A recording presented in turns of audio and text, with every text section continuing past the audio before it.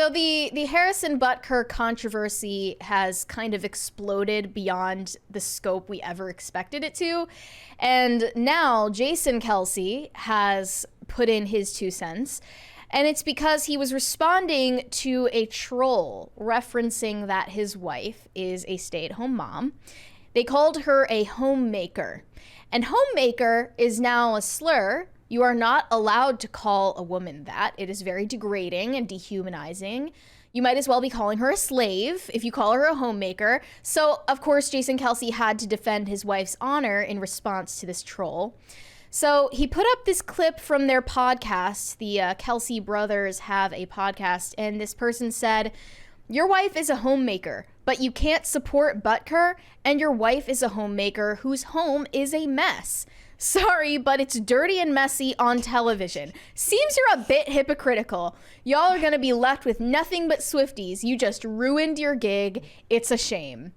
And Jason Kelce replied with the following. Responding to this, because I've seen a number of people say it. I don't think of Kylie, that's his wife, as a homemaker. I think of her as my wife. I think of her as a mother. She has an occupation, as do I, and we keep our house the best we can. Our marriage is a partnership. We are equals who are figuring it out on the daily. The only expectation is that we love each other, support one another, and are committed to our family. That comes first. We both raise our kids. We both work. We both keep our home. It is both our faults. It's messy, but such is life with 3 young children, busy schedules, and neither of us being neat freaks. She also makes a mean sandwich. You had to add that one in there to get the bro points back. So she is a homemaker. If being a homemaker works for some and that's what they want, then hell yeah, that's awesome. More power to you.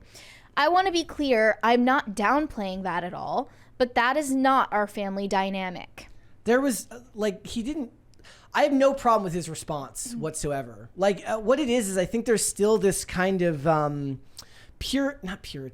this kind of glossy image of what people think of as like the homemaker back in the days when you could live in a house with a single income. And of course he could. He's one of the rare people that can. They are. They're living off of his pension. But and the money he made in all those years. I don't know what she does for work, but there's no problem with the life that they're living. The problem is the term itself has been demonized. But very clearly, right, Jason Kelce is the breadwinner of his household. Yes. She is working as a hobby. She does not need to work. Mm-hmm. There is no argument for her having to work at all. But a lot of wives are in the situation where they need a dual income to make it work. Correct. That is not the case for them. Yeah. So, I mean, it's just, as you said, the term homemaker or the term housewife or even just the term stay-at-home mom, which is very descriptive, it's been demonized and seen as insulting. It's seen as belittling for some reason. Mm-hmm. I mean, I think the reason is ultimately that, feminists told women the only way you can prove that you have inherent value is to make money like a man and do everything like a man. Because, men are the prototypical human beings. And if you are a woman and you don't do anything that a man can do, then you're not a worthy human being. Also from an era where women weren't going to college and women weren't educated, and when and if the marriage fell apart, they left with no skills, no money, no way to support themselves, no real knowledge of how to do so. And that's just not the case anymore. Women are out earning men in society. Women are graduating college at higher rates than men are. It's not the same world that we lived in 50 or 60 years ago. And along with that, correspondingly, is the fact that most people can't live off one income these days. It's like the base level of these arguments hasn't changed in however many decades, and people can't seem to get away from the reality, which is that we don't live in that world anymore. Typically, that doesn't mean that people like the Kelces don't exist, who can live that way, but that's not most people's experience anymore. But it doesn't make any sense to turn the term into some type of slur or demonize people who do seek to find a husband who can take care of them so that they can be the one who takes care of the family and the home. That's not a bad thing. That's just that's two people living lives that are complementary to one another. Right. I mean, I think a lot of people are under the impression that they have to have a dual income, but that comes with so many costs too.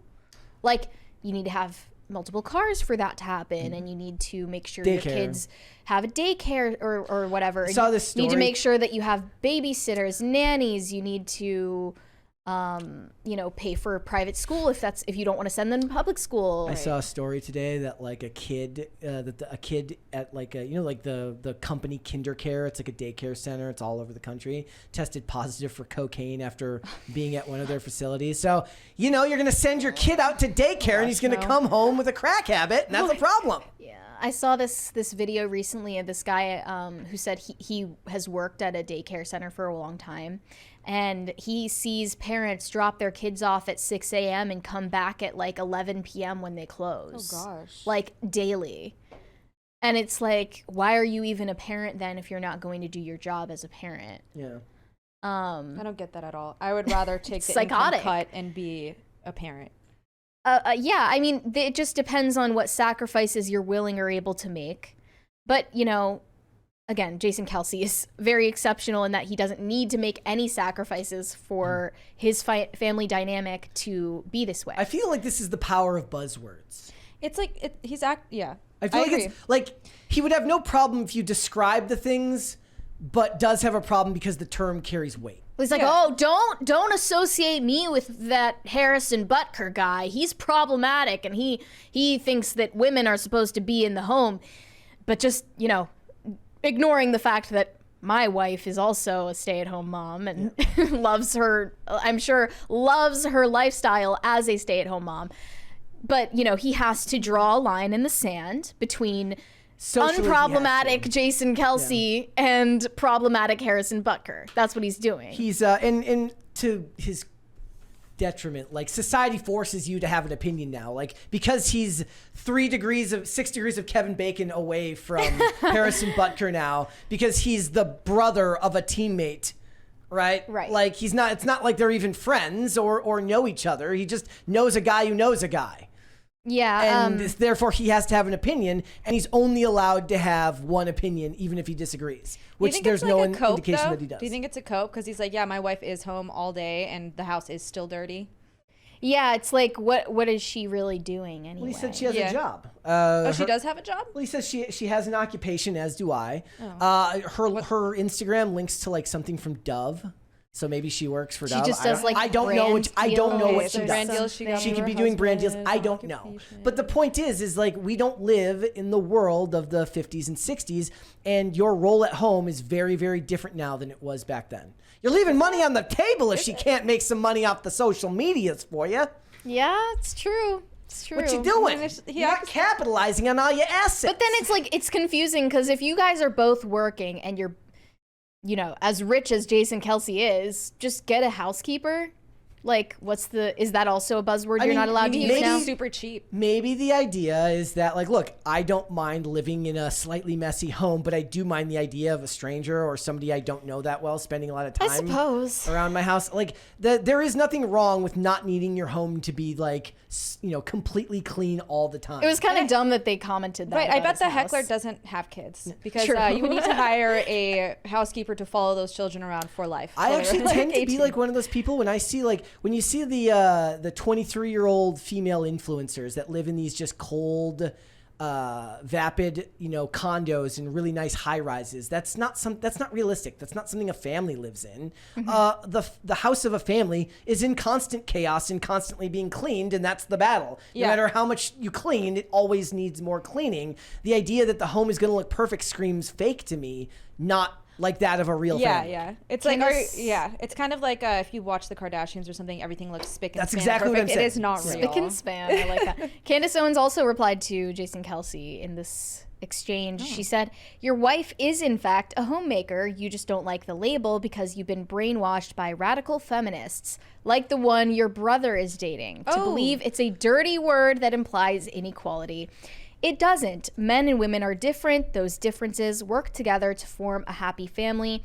The Bible has the answers, not pop stars and their journalists. Like, you could have just stopped before you got to the second you brought up the Bible, he disengaged from every single thing you just said. Aren't they like Christian or something? It doesn't matter. Am I just assuming that because they're like affiliated with the NFL and like Republicans vaguely? Who?